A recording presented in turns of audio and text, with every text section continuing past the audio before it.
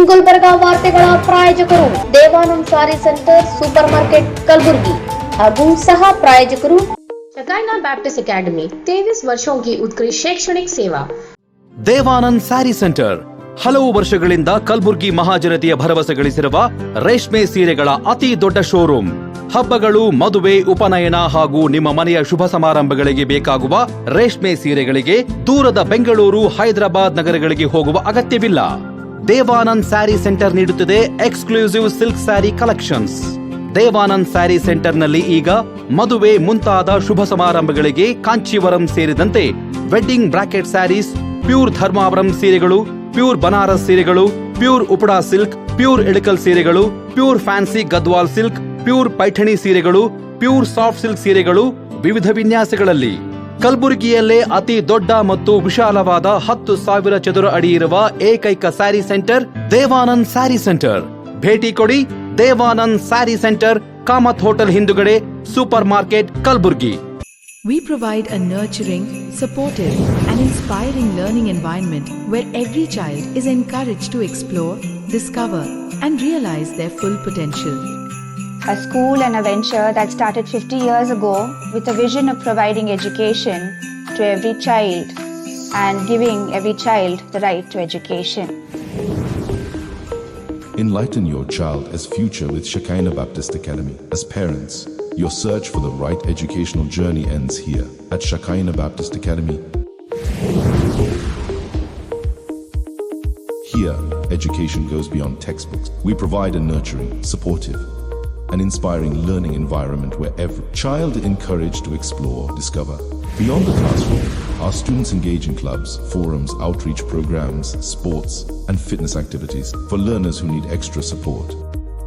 Admissions are now open for the academic year 2026.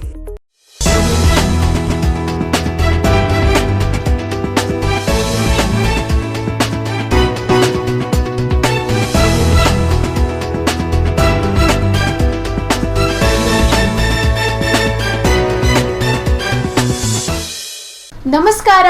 ಇನ್ ಗುಲ್ಬರ್ಗಾ ವಾರ್ತೆಗಳಿಗೆ ಸ್ವಾಗತ. ಮೊದಲಿಗೆ headlines. 371 ಉಪಸಮಿತಿ ಅಧ್ಯಕ್ಷರ ಬದಲಾವಣೆಗಾಗಿ ಒತ್ತಾಯ. ಶರಣ್ ಪ್ರಕಾಶ್ ಪಾಟೀಲರಿಗೆ ಹೊಣೆಗಾರಿಕೆ ನೀಡಲು ಮನವಿ. ಲೋಕಾಯುಕ್ತರ ದಾಳಿ, ಲಂಚ ಸ್ವೀಕರಿಸಿದ ಗ್ರಾಮ ಪಂಚಾಯತ ಬಿಲ್ ಕಲೆಕ್ಟರ್ ಬಂಧನ. ಏಪ್ರಿಲ್ 11 ಮತ್ತು 12ರಂದು ಬೀದರದಲ್ಲಿ ಪತ್ರಕರ್ತರ ರಾಜ್ಯ ಸಮ್ಮೇಳನ ಭರತ್ ಸಿದ್ಧತೆ. ಬಸವ ಜಯಂತಿ ಅಂಗವಾಗಿ ಏಪ್ರಿಲ್ 9ರಂದು ಪೂರ್ವಭಾವಿ ಸಭೆ. ಈಗ ವಾರ್ತೆಗಳ ವಿವರ. 371 ಉಪಸಮಿತಿಯ ಅಧ್ಯಕ್ಷರ ಬದಲಾವಣೆಗಾಗಿ ಒತ್ತಾಯಿಸಿ ಸಿಎಂ ಸಿದ್ದರಾಮಯ್ಯನವರಿಗೆ ಮನವಿ ಸಲ್ಲಿಸಲಾಗಿದೆ ಎಂದು ಹೈದರಾಬಾದ್ ಕರ್ನಾಟಕ ಹೋರಾಟ ಸಮಿತಿ ಸದಸ್ಯ ರಾಜು ಕುಳಗೇರಿ ತಿಳಿಸಿದ್ದಾರೆ. ಈ ಕುರಿತು ನಗರದ ಪತ್ರಿಕಾ ಭವನದಲ್ಲಿ ಪತ್ರಿಕಾಗೋಷ್ಠಿಯನ್ನು ಉದ್ದೇಶಿಸಿ ಮಾತನಾಡಿದ ಅವರು, ಹೈದರಾಬಾದ್ ಕರ್ನಾಟಕ ಭಾಗದ ಸಮಗ್ರ ಅಭಿವೃದ್ಧಿಗೆ ಸಂಬಂಧಿಸಿದಂತೆ 371 ಉಪಸಮಿತಿಯ ಅಧ್ಯಕ್ಷರ ಬದಲಾವಣೆಗಾಗಿ ಒತ್ತಾಯ ಹೆಚ್ಚಾಗಿದೆ. ಈ ಸಂಬಂಧ ಹೋರಾಟಗಾರರು ಹಾಗೂ ಸ್ಥಳೀಯ ಸಂಘಟನೆಗಳ ಪ್ರತಿನಿಧಿಗಳು ರಾಜ್ಯ ಸರ್ಕಾರಕ್ಕೆ ಮನವಿ ಸಲ್ಲಿಸಿದ್ದಾರೆ. ಈಗ ಉಪಸಮಿತಿ ಅಧ್ಯಕ್ಷರಾಗಿರುವ ಪ್ರಿಯಾಂಕ ಖರ್ಗೆ ಅವರು ಈ ಭಾಗದ ಅಭಿವೃದ್ಧಿಯ ಕಡೆ ಸೂಕ್ತ ಗಮನ ಹರಿಸುತ್ತಿಲ್ಲವೆಂದು ಆರೋಪಿಸಲಾಗಿದೆ. ಅವರು ರಾಷ್ಟ್ರೀಯ ಹಾಗೂ ಅಂತಾರಾಷ್ಟ್ರೀಯ ವಿಚಾರಗಳಲ್ಲಿ ತೊಡಗಿಸಿಕೊಂಡಿದ್ದು, ಪ್ರದೇಶದ ಮೂಲಭೂತ ಸಮಸ್ಯೆಗಳು ಹಾಗೂ ಯುವಕರ ಭವಿಷ್ಯದ ಕಡೆ ನಿರ್ಲಕ್ಷ್ಯ ತೋರಲಾಗುತ್ತಿದೆ ಎಂಬ ಅಸಮಾಧಾನ ವ್ಯಕ್ತವಾಗಿದೆ. ಈ ಹಿನ್ನೆಲೆಯಲ್ಲಿ ವೈದ್ಯಕೀಯ ಶಿಕ್ಷಣ ಸಚಿವರಾದ ಶರಣ್ ಪ್ರಕಾಶ್ ಪಾಟೀಲ್ ಅವರನ್ನು 371 ಉಪಸಮಿತಿಯ ಅಧ್ಯಕ್ಷರನ್ನಾಗಿ ನೇಮಿಸುವಂತೆ ಮನವಿ ಮಾಡಲಾಗಿದೆ. ಅವರು ಕಲಬುರಗಿ ಜಿಲ್ಲೆಯ ಅಭಿವೃದ್ಧಿಗೆ ವಿಶೇಷ ಕಾಳಜಿ ತೋರಿದ್ದು, ಆರೋಗ್ಯ ಕ್ಷೇತ್ರದಲ್ಲಿ ಗಮನಾರ್ಹ ಬದಲಾವಣೆಗಳನ್ನು ತಂದಿದ್ದಾರೆ ಎಂದು ಹೋರಾಟಗಾರರು ಅಭಿಪ್ರಾಯಪಟ್ಟಿದ್ದಾರೆ. ಮನವಿಯನ್ನು ಮುಖ್ಯಮಂತ್ರಿ ಸಿದ್ದರಾಮಯ್ಯ ಅವರಿಗೆ ಸಲ್ಲಿಸಲಾಗಿದ್ದು, ಕಲಬುರಗಿ ಜಿಲ್ಲಾಧಿಕಾರಿಗಳ ಮೂಲಕ ಸರ್ಕಾರದ ಗಮನಕ್ಕೆ ತರಲಾಗಿದೆ. ಹೈದರಾಬಾದ್ ಕರ್ನಾಟಕ ಹೋರಾಟ ಸಮಿತಿ ಸೇರಿದಂತೆ ವಿವಿಧ ಸಂಘಟನೆಗಳ ಮುಖಂಡರ ಆಗ್ರಹವಾಗಿದೆ. ಈ ಮನವಿಗೆ ಸ್ಪಂದಿಸಿ ಸರ್ಕಾರ ಸೂಕ್ತ ಕ್ರಮ ಕೈಗೊಳ್ಳುವಂತೆ ಹೈದರಾಬಾದ್ ಕರ್ನಾಟಕ ಹೋರಾಟ ಸಮಿತಿ ಪದಾಧಿಕಾರಿ ಡಾಕ್ಟರ್ ರಾಜು ಕುಳಗೇರಿ ಆಗ್ರಹಿಸಿದ್ದಾರೆ. ಪತ್ರಿಕಾಗೋಷ್ಠಿಯಲ್ಲಿ ಹಿರಿಯ ಹೋರಾಟಗಾರ ನಾಗರಾಜ್ ಸ್ವಾದಿ, ಹನುಮಂತ್ ಶೇರಿ ಇದ್ದರು. HK ಪಾಟೀಲ್ ಇದ್ದರು, ಅದಕ್ಕಿಂತ ಮೇಲೆ ರಾಮುಲು ಅಂತ ಶಬ್ದಿಸಿದ್ರು. ಈ ಭಾಗದವರಿದ್ದರು ಅವರ ಒಂದು ಕಳಕಳಿ ಕೇಂದ್ರ ಸ್ಥಾನದವರಾಗಿದ್ದಲ್ಲ. ಈಗ ನಾವೇನೋ ಖರ್ಗೆಯವರಾದಮೇಲೆ ಒಂದು ಸ್ವಲ್ಪ ಈ ಭಾಗಕ್ಕೆ ಒಂದೇನೋ ಹೆಬ್ಬಾಗಲು ಅಭಿವೃದ್ಧಿ ಆಗಲಿ ಅಥವಾ ಯುವಕರ ಭವಿಷ್ಯ ಆಗಲಿ ಅಥವಾ ಎಲ್ಲ ಕ್ಷೇತ್ರನಾಗ ಸಂಪೂರ್ಣ ಅಭಿವೃದ್ಧಿ ಆಗ್ತದೆ ಅಂತೇಳಿ ಒಂದು ಆಸೆ ಇಟ್ಕೊಂಡಿದ್ರು. ಅದ್ರ ಪ್ರಕಾರ ಇಮಿಡಿಯೇಟ್ ಒಂದು ಕ್ಯಾಬಿನೆಟ್ ಸಂಪುಟ ಸಭೆಯೂ ಆಯ್ತು ಗುಲ್ಬರ್ಗದಲ್ಲಿ. ಅದರಲ್ಲಿ ಕೆಲವೊಂದು 54 ನಿರ್ಣಯ ತೆಗೆದುಕೊಂಡ್ರು. 54ರಲ್ಲಿ 48 ನಿರ್ಣಯ ಈ ಭಾಗಕ್ಕೆ ಪೂರಕಂತ ನಿರ್ಣಯ ತೊಗೊಂಡ್ರು. ಅದರಲ್ಲಿ ಮೇನ್ ಅಂದರೆ ಸಚಿವಾಲಯ, 370 ಸಂಪುಟ ಸಚಿವಾಲಯ ಇಲ್ಲೇ ಸ್ಥಳಾಂತರ ಮಾಡ್ಬೇಕಂತೇಳಿ ಆಯಿತು. ಸೊ ಅದು ಆಗಿ ಕೂಡ ಸುಮಾರು ವರ್ಷ ಆಯಿತು, ಯಾವುದೇ ರೀತಿ ಪ್ರಗತಿ ಕಾಣಲಿಲ್ಲ. ಇವರು ಅದ್ರ ಬಗ್ಗೆ ಏನು ಚಕ್ಕರ್ ಹಚ್ತಾ ಇಲ್ಲ. ಸೊ ಇತ್ತೀಚಿನ ದಿನಗಳನ್ನು ನೋಡಿದಾಗ ಇವರು ಹೆಚ್ಚಿನ ತಮ್ಮ ಅಧಿಕಾರವನ್ನು, ಕಾಲವನ್ನು ವಿನಾಕಾರಣ ರಾಷ್ಟ್ರೀಯ ವಿಷಯಗಳನ್ನು, ಅಂತಾರಾಷ್ಟ್ರೀಯ ವಿಷಯಗಳನ್ನು ಮತ್ತು ಮೋದಿ RSS ವೈಯಕ್ತಿಕ ವಿಚಾರಗಳಲ್ಲಿ ತಮ್ಮ ಅಧಿಕಾರವನ್ನು ಸಂಪೂರ್ಣ ದುರುಪಯೋಗ ಮಾಡ್ತಾಯಿದ್ದಾರೆ. ಅದರಲ್ಲೇ ಮಗ್ನರ ಹೊರತು 317J ಅವ್ರ ಇಲಾಖೆ ಬಿಟ್ಟರೆ ನಂಗೆ ಅವ್ರ ಇಲಾಖೆ ಬಗ್ಗೆ ಮಾತಾಡ್ತಾ ಇಲ್ಲ. ಅವ್ರು ಯಾವ ITBT ಇರ್ಬೋದು ಅಥವಾ ಪಂಚಾಯತ್ ರಾಜ್ ಇರ್ಬೋದು. ವಿಶೇಷವಾಗಿ ಸಂಪುಟ ಉಪಸಮಿತಿ ಅಂದರೆ ಇದೊಂದು ಭಾಳ ದೊಡ್ಡ ಸಮಿತಿ. ಇದರಲ್ಲಿ ನಾವು ಭಾಳ ದೊಡ್ಡ ಪ್ರಮಾಣ ಹೋರಾಟ ಮಾಡಿ ಸುಮಾರು 30-32 ಸರಿ ಜೈಲಿಗೆ ಹೋಗಿ ಬಂದಿರೋ ಈ 317J ಒಳಗೆ ಯಜ್ಞ ಪಡ್ಲ ನಾವು ಎಲ್ಲ.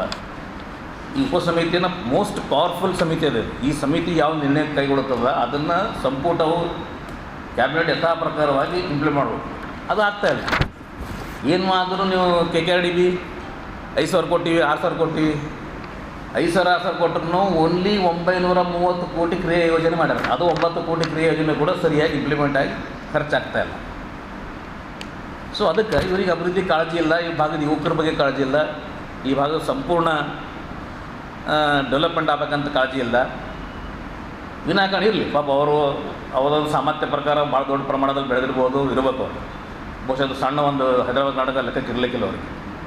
ಬೇಡ ನೀವು ರಾಷ್ಟ್ರೀಯ ಮಟ್ಟದಲ್ಲಿ ಇರಲಿ ಅಂತೇಳಿ ನಾವು ಸಿದ್ದರಾಮಯ್ಯ ಅವ್ರಿಗೆ ಬರೋದು. ಅದೇ ರೀತಿ ಸೈಮಲ್ಟೇನಿಯಸ್ಲಿ ಅವರ ಜೊತೆಗೇ ಅವ್ರ ತಂದೆ ಶಿಷ್ಯರಾದಂಥವ್ರೆ ಒಬ್ಬ ಯುವಕ ಇವತ್ತು ಎಷ್ಟು ಅವರು ಒಂದು ಕೊಟ್ಟಂಥ ಆರೋಗ್ಯ ಇಲಾಖೆಯಲ್ಲಿ ಯಾವ ರೀತಿ ಹೆಚ್ಚಿನ ಪ್ರಮಾಣದಲ್ಲಿ ಕೆಲಸ ಮಾಡ್ತಾಯಿದ್ದಾರೆ ನೋಡ್ರಿ. ಅವರು ಗುಲ್ಬರ್ಗವನ್ನು ಹೆಲ್ತ್ ಹಬ್ಬಾಗಿ ಮಾಡಿದ್ರು. ಇವತ್ತು ಜಯದೇವ್ ಆಗಲಿ ಅಥವಾ ಟ್ರಾಮಾ ಸೆಂಟರ್ ಆಗಲಿ, ಇವತ್ತು ನಾನು ಒಬ್ಬರು ಮೆಡಿಕಲ್ ಆಫೀಸರ್ ಇದ್ದೀನಿ. ಟ್ರಾಮಾ ಅಂದರೆ ಬರೀ ಹೆಡ್ ಇಂಜುರಿ ಬರೀ ಬಸವೇಶ್ವರ ಬಿಟ್ಟರೆ ಬೇರೆ ಗೊತ್ತಿರಲಿಲ್ಲ. ಅದ್ರಲ್ಲಿ ನಮ್ಮಲ್ಲಿ ಬೆಡ್ ಕೊಡ್ಬೇಕಂತ ಭಾಳ ಪ್ರಾಬ್ಲಮ್ ಇತ್ತು. ಅದು ನಾವೇ ನಿರ್ಣಯ ಮಾಡ್ತಿದ್ವಿ. ಇವತ್ತು ಎಂಥ ಟ್ರಾಮಾ ಸೆಂಟರ್ ಆಗಿದೆ ಸರ್, ಜಯದೇವ್ ಅಂತದಾಗ್ಯದ. ಇವತ್ತು ನೋಡಿರಿ, ನಿನ್ನೆ ನಮ್ಮ ಪೇಪರ್ನಾಗ ಓದ, ಇವತ್ತು ಹುಬ್ಬಳ್ಳಿಯಾಗ ಒಂದು ಜಯದೇವ್ ಓಪನ್ ಮಾಡ್ಲಿಕ್ಕೆ ತಾಯಿದೇನೋ ಒಂದು ಇದು ಮಾಡಿದ್ರು, ಮಕ್ಕಳದ್ದು ತಕ್ಲಿಕ್ಕೆ.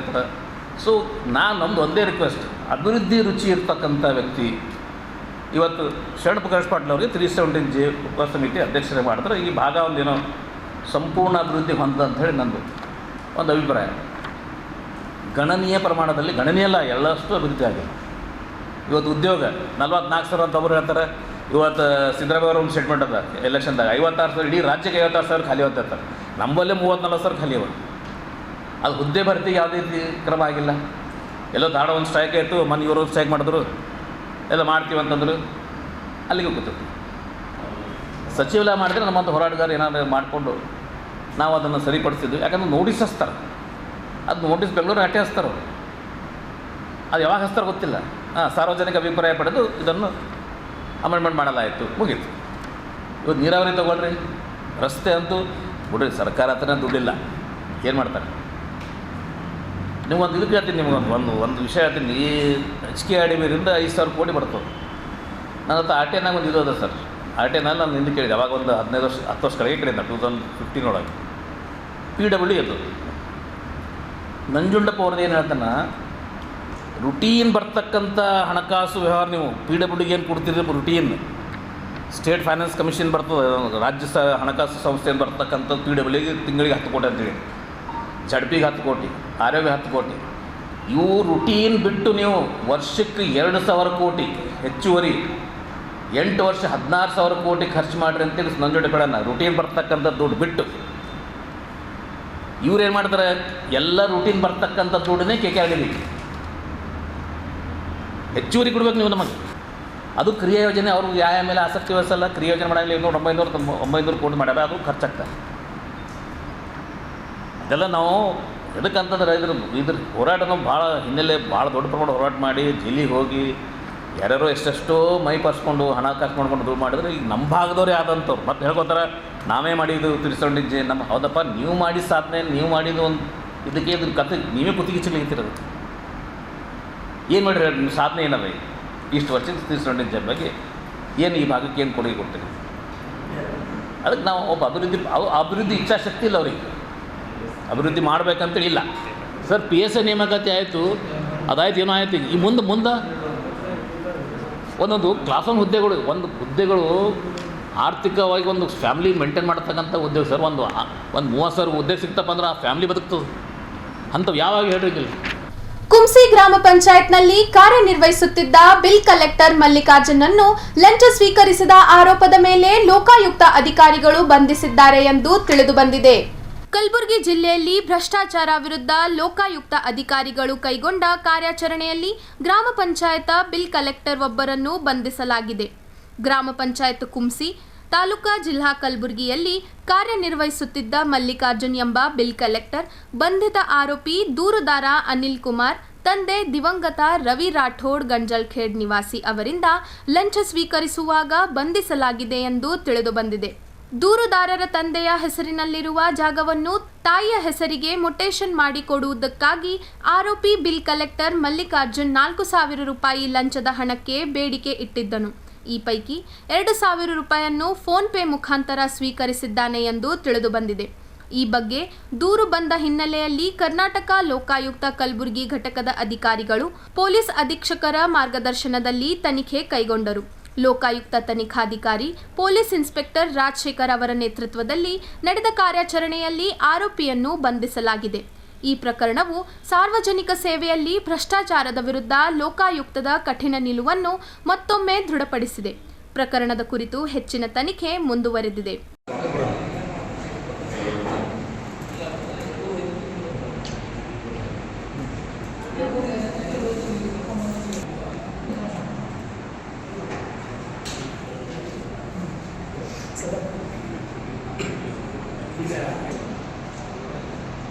ಕರ್ನಾಟಕ ಕಾರ್ಯನಿರತ ಪತ್ರಕರ್ತರ ಸಂಘದ 40ನೇ ರಾಜ್ಯ ಸಮ್ಮೇಳನದ ಸಿದ್ಧತೆಗಳು ಭರದಿಂದ ಸಾಗಿವೆ. ರಾಜ್ಯಾಧ್ಯಕ್ಷ ಶಿವಾನಂದ ತಗಡೂರ್ ಅವರು ಬೀದರ್ ಪತ್ರಿಕಾ ಭವನದಲ್ಲಿ ಪೋಸ್ಟರ್ ಬಿಡುಗಡೆ ಮಾಡಿದ್ದಾರೆ. ಈ ಕುರಿತು ಮಾತನಾಡಿದ ಕರ್ನಾಟಕ ಕಾರ್ಯನಿರತ ಪತ್ರಕರ್ತರ ಸಂಘದ ರಾಜ್ಯಾಧ್ಯಕ್ಷ ಶಿವಾನಂದ ತಗಡೂರ್, ಕರ್ನಾಟಕ ಕಾರ್ಯನಿರತ ಪತ್ರಕರ್ತರ ಸಂಘದ 40ನೇ ರಾಜ್ಯ ಸಮ್ಮೇಳನದ ಅಂಗವಾಗಿ ಸಾರಿಗೆ ಸಮಿತಿಯ ಪೋಸ್ಟರ್ ಅನ್ನು ರಾಜ್ಯಾಧ್ಯಕ್ಷ ಶಿವಾನಂದ ತಗಡೂರ್ ಅವರು ನಗರದ ಪತ್ರಿಕಾ ಭವನದಲ್ಲಿ ಬಿಡುಗಡೆ ಮಾಡಿದರು. ಏಪ್ರಿಲ್ 11 ಮತ್ತು 12ರಂದು ಬೀದರ್ನಲ್ಲಿ ನಡೆಯಲಿರುವ ಸಮ್ಮೇಳನವನ್ನು ಅರ್ಥಪೂರ್ಣವಾಗಿ ನಡೆಸಲು ಸಕಲ ಸಿದ್ಧತೆಗಳು ಪೂರ್ಣಗೊಳ್ಳುತ್ತಿವೆ ಎಂದು ಅವರು ತಿಳಿಸಿದರು. ಕಾರ್ಯಕ್ರಮದಲ್ಲಿ ಸಂಘದ ಪದಾಧಿಕಾರಿಗಳು ಹಾಗೂ ಹಿರಿಯ ಪತ್ರಕರ್ತರು ಉಪಸ್ಥಿತರಿದ್ದರು. ಆತ್ಮೀಯರೇ, ನಿಮ್ಮೆಲ್ಲರಿಗೆ ನಮಸ್ಕಾರ. 40ನೇ ರಾಜ್ಯ ಪತ್ರಕರ್ತರ ಸಮ್ಮೇಳನ ಈ ಬಾರಿ ಬೀದರ್ನಲ್ಲಿ ಆಯೋಜನೆ ಮಾಡ್ತಾ ಇದ್ದೀವಿ. ಕರ್ನಾಟಕ ಕಾರ್ಯನಿರತ ಪತ್ರಕರ್ತರ ಸಂಘ, Karnataka union of working journalists ಅಂದರೆ KWJ ಪ್ರತಿ ವರ್ಷ ಈ ವಾರ್ಷಿಕ ಸಮ್ಮೇಳನವನ್ನು ಮಾಡ್ತಾ ಬಂದಿದೆ. ಈ ಬಾರಿ ರಾಜ್ಯ ಪತ್ರಕರ್ತರ ಸಮ್ಮೇಳನವನ್ನು ಗಡಿಭಾಗದ ಜಿಲ್ಲೆ, ಈ ನಾಡಿನ ಮುಕುಟಪ್ರಾಯವಾಗಿರುವಂಥ ಜಿಲ್ಲೆ, ಸೂಫಿ ಸಂತರ ನಾಡು, ಬಸವಣ್ಣ ನಡೆದಾಡಿದಂಥ ಬೀಡು, ಆ ಜಾಗದಲ್ಲಿ ಇವತ್ತು ನಮ್ಮ ಸಮ್ಮೇಳನವನ್ನು ಆಯೋಜನೆ ಮಾಡಿದ್ದೇವೆ. 40ನೇ ರಾಜ್ಯ ಪತ್ರಕರ್ತರ ಸಮ್ಮೇಳನಕ್ಕೆ ಈಗಾಗಲೇ ಸಿದ್ಧತೆಗಳು ಭರದಿಂದ ನಡೀತಾ ಇದ್ದಾವೆ. ಅಲ್ಲಿ ಈ ಸಮ್ಮೇಳನವನ್ನು ಮಾನ್ಯ ಮುಖ್ಯಮಂತ್ರಿಗಳು ಉದ್ಘಾಟನೆಯನ್ನು ಮಾಡ್ತಾ ಇದ್ದಾರೆ. ಹಾಗಾಗಿ ಬೀದರ್ಗೆ ನೀವೆಲ್ಲರೂ ಕೂಡ ತಪ್ಪದೆ ಬರಬೇಕು. ಬೀದರ್ ಯಾಕೆ ಮುಖ್ಯ ಅಂದರೆ ಇತಿಹಾಸದ ಕಾಲಘಟ್ಟದಲ್ಲಿ ಹಾಗೆ ಐತಿಹಾಸಿಕ ನೆಲೆ ಹೊಂದಿರುವಂಥ ವಿಶಿಷ್ಟವಾದ ಪರಂಪರೆಯನ್ನು ಹೊಂದಿರುವಂಥ ಯಾವುದಾದ್ರು ಒಂದು ಜಿಲ್ಲೆ ಇದ್ದರೆ ಅದು ಬೀದರ್ ಜಿಲ್ಲೆ ಅನ್ನೋದು ಭಾಳ ವಿಶೇಷ. ಕಾರಣ ಏನಂದರೆ ಬಸವಣ್ಣ ಹುಟ್ಟಿ ಬೆಳೆದಂಥ ಜಿಲ್ಲೆ, ಜೊತೆಗೆ ಅಲ್ಲಿ ಆಳ್ವಿಕೆ ನಡೆಸಿದ್ದು. ಬಸವ ಕಲ್ಯಾಣದಲ್ಲಿ 18 ವರ್ಷಗಳ ಕಾಲ ಪ್ರಧಾನಮಂತ್ರಿಯಾಗಿ ಆಳ್ವಿಕೆ ಮಾಡಿದಂಥ ಸಂದರ್ಭದಲ್ಲಿ ಬಸವಣ್ಣನ ತತ್ವಗಳನ್ನು ಇಡೀ ಜಗತ್ತಿಗೆ ಪ್ರಚಾರ ಮಾಡಿದಂಥ ಜಾಗ ಕೂಡ ಹೌದು. ಹಾಗಾಗಿಯೇ ಈ ನಾಡಿಗೆ ಭಾಳ ಮಹತ್ವವಾದ ಜಾಗ. ಇಡೀ ದೇಶಕ್ಕೆ ಸಂಸತ್ತಿನ ಕಲ್ಪನೆಯನ್ನು ಕೊಟ್ಟಂಥ ಜಾಗ, ಸಮಾಜಕ್ಕೆ ಒಂದು ತತ್ವವನ್ನು ಸಾರದಂಥ ಜಾಗ. ಹಾಗಾಗಿ ಅಲ್ಲಿ ಭಾಳ ಮಹತ್ವ ಹೊಂದಿರುವಂಥ ಜಾಗಕ್ಕೆ ನೀವು ಬರ್ತಾಯಿದ್ದೀರಿ. ಜೊತೆಗೆ ಇದು ಸೂಫಿ ಸಂತರ ನಾಡು ಕೂಡ ಹೌದು. ಇಲ್ಲಿ ಬಹುಮನಿ ಸುಲ್ತಾನರು ಆಳಿದ್ದಾರೆ, ಚಾಲುಕ್ಯರ ಆಳ್ವಿಕೆಗೆ ಒಳಪಟ್ಟಂಥ ಜಿಲ್ಲೆ, ಜೊತೆಗೆ ಫರೀದಾಶಾಹಿಗಳು ಆಳಿದಂಥ ಜಿಲ್ಲೆ. ಈ ಥರದ ವಿಭಿನ್ನ ಕಲ್ಚರ್ ಇರುವಂಥ ಜಿಲ್ಲೆ. ಮಲೆನಾಡಿನ ವೆದರ್ ಕೂಡ ಅಲ್ಲಿದೆ. ಅಷ್ಟೇ ಅಲ್ಲ, ಬೀದರ್ ಕೋಟೆಯನ್ನು ನೀವು ನೋಡಬೇಕು. ಐತಿಹಾಸಿಕವಾದಂಥ ಕೋಟೆ, ವಿಶಿಷ್ಟವಾಗಿರುವಂಥ ಕೋಟೆ. ಈಗಲೂ ಕೂಡ ಅದನ್ನು ಕಾಪಿಟ್ಕೊಂಡಿದ್ದಾರೆ. ಅಲ್ಲಿಯ ವಾಟರ್ ಸಿಸ್ಟಮ್ ಇದೆಯಲ್ಲ, ಅಂಡರ್ಗ್ರೌಂಡ್ ವಾಟರ್ ಸಿಸ್ಟಮ್ ಕೂಡ ತುಂಬ ಮೋಸ್ಟ್ ಇಂಪಾರ್ಟೆಂಟ್. ಅದನ್ನು ವಿಶ್ವಸಂಸ್ಥೆ ಕೂಡ ಅಧ್ಯಯನ ಮಾಡಿದೆ. ಹಾಗೆ ಅಲ್ಲಿ ನರಸಿಂಹಜರಿ ಇದೆ, ಅದನ್ನು ಕೂಡ ನೀವು ನೋಡಲೇಬೇಕಾದಂಥದ್ದು. ಜೊತೆಗೆ ಪಾಪನಾಶಿನಿ ಇದೆ, ಅದನ್ನು ಕೂಡ ನಾವು ನೋಡಲೇಬೇಕಾದಂಥ ಸ್ಥಳಗಳು. ಜೊತೆಗೆ ನಮ್ಮ ಮಿಲಿಟರಿಯ ವಾಯುಪಡೆ ಟ್ರೈನಿಂಗ್ ಸೆಂಟರ್ ಕೂಡ ಅಲ್ಲಿದೆ. ಹಾಗಾಗಿ ಎಲ್ಲ ವಿಭಿನ್ನ ಕಲ್ಚರ್ ಇರುವಂಥ ಜಾಗ ಅದು ಬೀದರ್. ಹಾಗಾಗಿ ಬೀದರ್ನ ಬಿದರಿ ಕಲೆ ಅನ್ನೋದೇ ಭಾಳ ಫೇಮಸ್ ಕೂಡ ಹೌದು. ಬೀದರ್ ಅಲ್ಲಿ ನಡೆದಾಡುವ ಸಂದರ್ಭದಲ್ಲಿ ಅಲ್ಲಿಯ ಪರಂಪರೆ, ಅಲ್ಲಿಯ ಸಂಸ್ಕೃತಿ, ಅಲ್ಲಿಯ ಕಲ್ಚರ್ ಪ್ರತಿಯೊಂದು ಕೂಡ ನಿಮ್ಗೆ ಇಷ್ಟ ಆಗುವಂಥದ್ದು. ಹಾಗಾಗಿ ಈ ಪತ್ರಕರ್ತರ ಸಮ್ಮೇಳನವನ್ನು 20 ವರ್ಷಗಳ ನಂತರ 2 ದಶಕಗಳ ಬಳಿಕ ಅಲ್ಲಿ ಬೀದರ್ನಲ್ಲಿ ನಾವು ಮಾಡ್ತಾಯಿದ್ವಿ. ಪತ್ರಕರ್ತರ ಸಮ್ಮೇಳನ 2 ದಿನಗಳಿರುತ್ತೆ. ಒಂದು ಉದ್ಘಾಟನಾ ಸಮಾರಂಭವನ್ನು ಮಾನ್ಯ ಮುಖ್ಯಮಂತ್ರಿಗಳು ಮಾಡ್ತಾರೆ. ನಂತರ ಗೋಷ್ಠಿಗಳು ಇರುತ್ತೆ, ಮಾಧ್ಯಮ ಮಂಥನ ನಡೆಯುತ್ತೆ. ಹಾಗೆ ಬೇರೆ ಬೇರೆ ವಿಚಾರಗಳಲ್ಲಿ ನಮ್ಮ ಮಾಧ್ಯಮ ಸಂವಹನಗಳು ನಡೀತವೆ. ಜೊತೆಗೆ ಮಾಧ್ಯಮದ ತಜ್ಞರು, ಹಿರಿಯ ಪತ್ರಕರ್ತರು ಎಲ್ಲರೂ ಕೂಡ ಈ ಸಮ್ಮೇಳನಕ್ಕೆ ಬರ್ತಾ ಇದ್ದಾರೆ. ಇವತ್ತಿನಲ್ಲಿ ಆ ಸಮ್ಮೇಳನದ ಸಂದರ್ಭದಲ್ಲಿ ಇಡೀ ನಾಡಿನ ಉದ್ದಗಲಕ್ಕೆ ಎಲ್ಲ ಪತ್ರಕರ್ತರುಗಳು ಅಲ್ಲಿ ಭಾಗಿಯಾಗುವಂಥವ್ರು ಬರಬೇಕು ಅನ್ನೋದು ನಮ್ಮ ನಿರೀಕ್ಷೆ. ಈ ನಿಟ್ಟಿನಲ್ಲಿ ಜೊತೆಗೆ ನಮ್ಮ ವೃತ್ತಿಯಲ್ಲೇ ಕೆಲಸ ಮಾಡಿದಂಥ ಅನೇಕರಿಗೆ ಅವಾರ್ಡ್ಗಳನ್ನು ಕೊಡುವಂಥ ಕೆಲಸವನ್ನು ಕೂಡ ಅಲ್ಲಿ ಮಾಡ್ತಾಯಿದ್ವಿ. ಪ್ರತಿ ವರ್ಷ ಅದನ್ನು ಮಾಡ್ತಾಯಿದ್ವಿ. ಹಾಗೆ ನಮ್ಮ ವಾರ್ಷಿಕ ಜನರಲ್ ಬಾಡಿ ಅಂದರೆ ಸಾಮಾನ್ಯ ಸದಸ್ಯರ ಜನರಲ್ ಬಾಡಿ ಕೂಡ ಅಲ್ಲಿ ನಡೆಯುತ್ತೆ. ಈ ಥರದ ಎಲ್ಲವೂ ಕೂಡ ಎಲ್ಲರ ಒಂದು ಸಮ್ಮೇಳನ ಆಗುವಂಥ ಜಾಗ. ನಮ್ಮ ಪತ್ರಕರ್ತರ ಪಾಲಿಗೆ ಹಬ್ಬ ಕೂಡ ಹೌದು, ಜಾತ್ರೆ ಕೂಡ ಹೌದು, ಹಾಗೆ ವಿಚಾರ ಮಂಥನಕ್ಕೆ ಒಂದು ಜಾಗ ಕೂಡ ಹೌದು. ಹಾಗಾಗಿ ಈ ಸಮ್ಮೇಳನ ಎಲ್ಲ ರೀತಿಯಲ್ಲೂ ವಿಭಿನ್ನವಾಗಿದೆ. ಬೀದರ್ ಜಿಲ್ಲೆಯವರು ಈಶ್ವರ್ ಖಂಡ್ರೆ ಅವರು ನೇತೃತ್ವದಲ್ಲಿ ಜಿಲ್ಲಾ ಉಸ್ತುವಾರಿ ಸಚಿವರು ಹೌದು, ಅರಣ್ಯ ಸಚಿವರು ಹೌದು, ಜೊತೆಗೆ ನಮ್ಮ ಈ ಪತ್ರಕರ್ತರ ಸಮ್ಮೇಳನದ ಸ್ವಾಗತ ಸಮಿತಿ ಅಧ್ಯಕ್ಷರು ಕೂಡ ಹೌದು. ಹಾಗಾಗಿ ಅವರ ನೇತೃತ್ವದಲ್ಲಿ ಈ ಸಮ್ಮೇಳನ ಜರುಗ್ತಾ ಇದೆ. ಆನಂದ್ ದೇವಪ್ಪ ಅಲ್ಲಿ ಅಧ್ಯಕ್ಷರಿದ್ದಾರೆ. ಹಾಗೆ ಅಪ್ಪರಾವ್ ಸೌದಿ ಮತ್ತು ನಮ್ಮ ಶಿವಕುಮಾರ್ ಸೇರಿದಂತೆ ಅನೇಕರು ಎಲ್ಲರೂ ಕೂಡ ಇದರೊಳಗಡೆ ಭಾಗಿಯಾಗ್ತಾ ಇದ್ದಾರೆ. ಇಡೀ ಮಾಜಿ ಅಧ್ಯಕ್ಷರುಗಳಾದಿಯಾಗಿ ನಮ್ಮ ಅಲ್ಲಿ ಶರಣಪ್ಪ ವಾಲಿಯವರು ಸಹಿತ ಆಗಿ ಎಲ್ಲರೂ ಕೂಡ ಭಾಳ ಈ ಸಮ್ಮೇಳನವನ್ನು ಅರ್ಥಪೂರ್ಣವಾಗಿ ನಡೆಸಬೇಕು, ಅಚ್ಚುಕಟ್ಟಾಗಿ ನಡೆಸಬೇಕು ಅಂತ ನಿಟ್ಟಿನಲ್ಲಿ ಸಂಘಟಿತವಾಗಿ ಹಗಲಿರುಳು ಕೆಲಸ ಮಾಡ್ತಾ ಇದ್ದಾರೆ. ನೀವೆಲ್ಲರೂ ಬಂದರೆ ಆ ಸಮ್ಮೇಳನಕ್ಕೊಂದು ಶೋಭೆ ಬರುತ್ತೆ. ಹಾಗಾಗಿ ಬಸವನ ನಾಡಿಗೆ, ಸೂಫಿ ಸಂತರ ಬೀಡಿಗೆ ತಪ್ಪದೇ ಬನ್ನಿ. ನಾನು ಕಾಯ್ತಾ ಇರ್ತೀನಿ. ಏಪ್ರಿಲ್ 11 ಮತ್ತು 12 ಶನಿವಾರ ಮತ್ತು ಭಾನುವಾರ 2 ದಿನಗಳು ಕೂಡ ನೀವು ಬೀದರ್ನಲ್ಲಿ ಇರಬೇಕು. ಬನ್ನಿ ಬೀದರ್ಗೆ. ಧನ್ಯವಾದ. ಈಗ ಒಂದು ಚಿಕ್ಕ ವಿರಾಮ.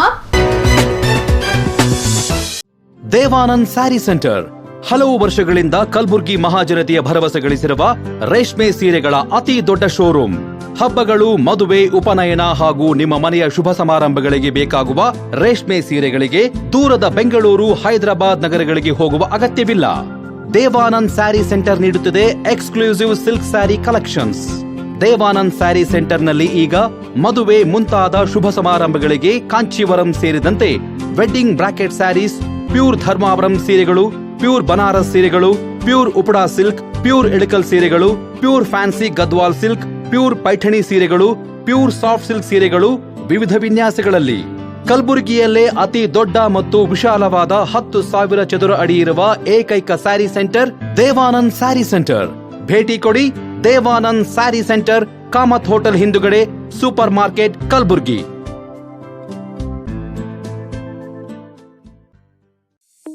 शकाइना बैप्टिस्ट एकेडमी 23 वर्षों की उत्कृष्ट शैक्षणिक सेवा। शैक्षणिक वर्ष 2026 के लिए प्रवेश प्रारंभ है। नर्सरी से 8वीं कक्षा तक प्रवेश खुला है। हमारी प्री स्कूल क्रीडो पाठ्यक्रम 6T लर्निंग फ्रेमवर्क पर आधारित है, जो बच्चों की संवैधिक, बौद्धिक, सामाजिक, भावनात्मक, भाषा और गणितीय विकास पर विशेष ध्यान देते हैं। डिजिटल ऐप के माध्यम से अभिभावक बच्चों की प्रगति से जुड़े रहते हैं। JEE एवं नीट फाउंडेशन कार्यक्रम, अनुभवी एवं प्रमाणिक शिक्षक, डिजिटल कक्षाएं, विज्ञान प्रयोगशाला, पुस्तकालय, खेल एवं सह पाठ्यक्रम गतिविधियां, परिवहन सुविधा, छात्रों के लिए आवासीय सुविधा। आज ही अपने बच्चों का नामकरण कराएं और उसके उज्जवल भविष्य की मजबूत नींव रखें।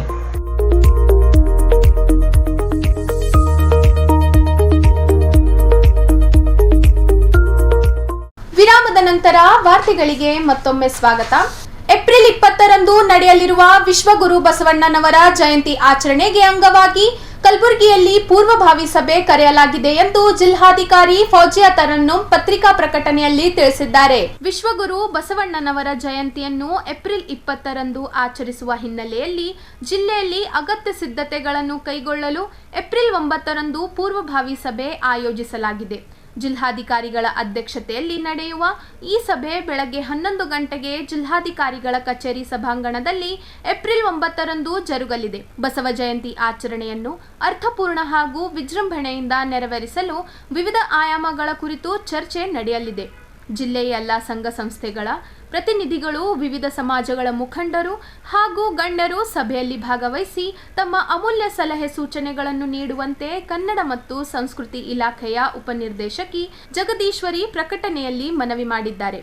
ಜಯಂತಿ ಕಾರ್ಯಕ್ರಮವನ್ನು ಸಮನ್ವಯದಿಂದ ಯಶಸ್ವಿಯಾಗಿ ನಡೆಸುವ ಉದ್ದೇಶದಿಂದ ಈ ಸಭೆ ಮಹತ್ವದಾಗಿದ್ದು, ಸಂಬಂಧಿತ ಎಲ್ಲರೂ ಕಡ್ಡಾಯವಾಗಿ ಹಾಜರಾಗುವಂತೆ ಕೋರಲಾಗಿದೆ. ಇಲ್ಲಿಗೆ ವಾರ್ತಾ ಪ್ರಸಾರ ಮುಕ್ತಾಯ. ಮುಂದಿನ ಸಂಚಿಕೆಯಲ್ಲಿ ಭೇಟಿಯಾಗೋಣ. ನಮಸ್ಕಾರ.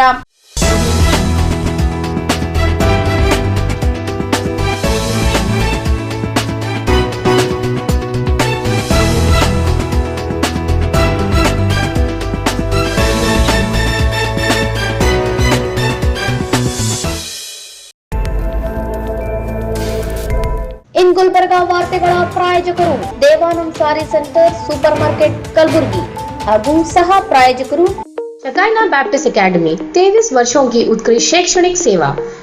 ದೇವಾನಂದ್ ಸ್ಯಾರಿ ಸೆಂಟರ್ ಹಲವು ವರ್ಷಗಳಿಂದ ಕಲಬುರ್ಗಿ ಮಹಾಜನತೆಯ ಭರವಸೆ ಗಳಿಸಿರುವ ರೇಷ್ಮೆ ಸೀರೆಗಳ ಅತಿ ದೊಡ್ಡ ಶೋರೂಮ್. ಹಬ್ಬಗಳು, ಮದುವೆ, ಉಪನಯನ ಹಾಗೂ ನಿಮ್ಮ ಮನೆಯ ಶುಭ ಸಮಾರಂಭಗಳಿಗೆ ಬೇಕಾಗುವ ರೇಷ್ಮೆ ಸೀರೆಗಳಿಗೆ ದೂರದ ಬೆಂಗಳೂರು, ಹೈದರಾಬಾದ್ ನಗರಗಳಿಗೆ ಹೋಗುವ ಅಗತ್ಯವಿಲ್ಲ.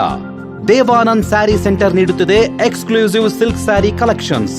ದೇವಾನಂದ್ ಸ್ಯಾರಿ ಸೆಂಟರ್ನಲ್ಲಿ ಈಗ ಮದುವೆ ಮುಂತಾದ ಶುಭ ಸಮಾರಂಭಗಳಿಗೆ ಕಾಂಚೀವರಂ ಸೇರಿದಂತೆ wedding brocade sarees, pure Dharmavaram ಸೀರೆಗಳು, ಪ್ಯೂರ್ ಬನಾರಸ್ ಸೀರೆಗಳು, pure Uppada silk, pure Ilkal ಸೀರೆಗಳು, pure fancy Gadwal silk, pure Paithani ಸೀರೆಗಳು, ಪ್ಯೂರ್ ಸಾಫ್ಟ್ ಸಿಲ್ಕ್ ಸೀರೆಗಳು ವಿವಿಧ ವಿನ್ಯಾಸಗಳಲ್ಲಿ. ಕಲಬುರಗಿಯಲ್ಲೇ ಅತಿ ದೊಡ್ಡ ಮತ್ತು ವಿಶಾಲವಾದ 10,000 ಚದುರ ಅಡಿ ಇರುವ ಏಕೈಕ ಸ್ಯಾರಿ ಸೆಂಟರ್ ದೇವಾನಂದ್ ಸ್ಯಾರಿ ಸೆಂಟರ್. ಭೇಟಿ ಕೊಡಿ. ದೇವಾನಂದ್ ಸ್ಯಾರಿ ಸೆಂಟರ್, ಕಾಮತ್ ಹೋಟೆಲ್ ಹಿಂದುಗಡೆ, super market, Kalaburagi. We provide a nurturing, supportive, and inspiring learning environment where every child is encouraged to explore, discover, and realize their full potential. A school and a venture that started 50 years ago with a vision of providing education to every child and giving every child the right to education. Enlighten your child as future with Shekinah Baptist Academy. As parents, your search for the right educational journey ends here at Shekinah Baptist Academy.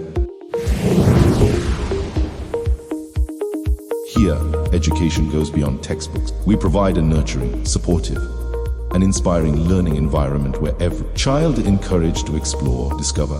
Beyond the classroom, our students engage in clubs, forums, outreach programs, sports, and fitness activities for learners who need extra support. Admissions are now open for the academic year 2026.